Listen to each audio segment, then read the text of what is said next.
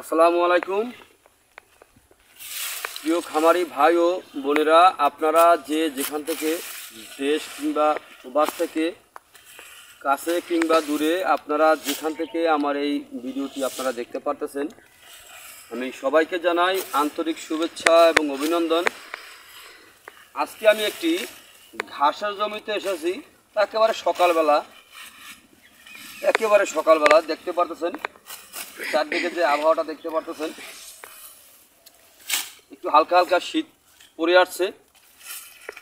এই যে জমিটাতে যে ঘাসটা কাটতেছে দেখতে পারতেছেন, এই ঘাসটার উদ্দেশ্যে আমি কিছু কথা বলবো।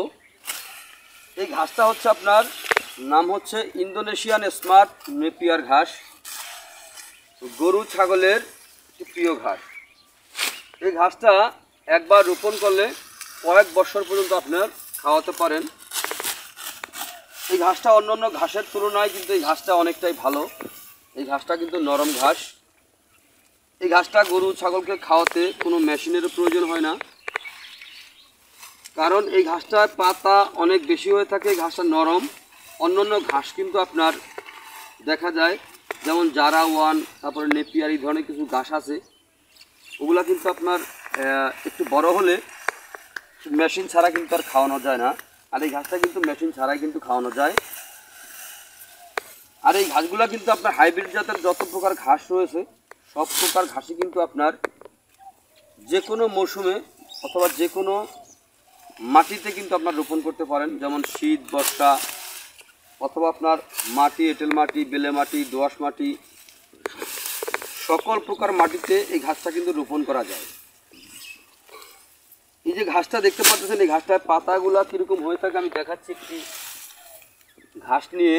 এই দেখেন, এই ঘাসটা কিন্তু আপনার গরুর সামনে দিলে একেবারে গোড়া থেকে সম্পূর্ণরূপে খেয়ে ফেলবে। এই ঘাসটা কিন্তু নরম।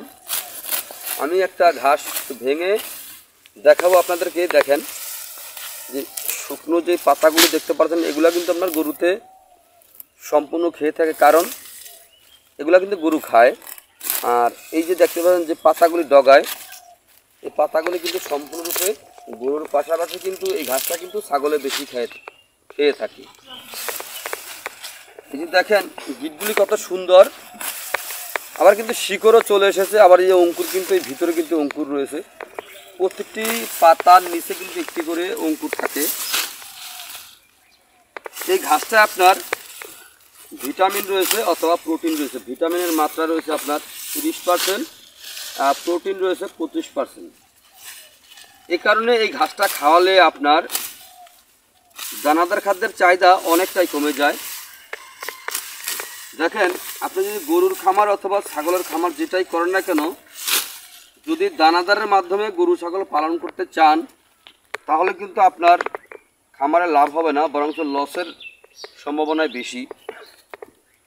আর এই ঘাসের মাধ্যমে যদি আপনি গরু ছাগল পালন করতে পারেন, তাহলে কিন্তু আপনার লস হওয়ার সম্ভাবনা খুবই কম। কারণ হচ্ছে ঘাসে আপনার খরচ কম, কিন্তু লাভটা কিন্তু বেশি। ঘাসটা কিন্তু আপনার একবার রোপণ করবেন, একবার রোপণ করলে কমপক্ষে 5 থেকে 6 বছর পর্যন্ত আপনি এই ঘাসটা কিন্তু গরু ছাগলকে খাওয়াতে পারবেন।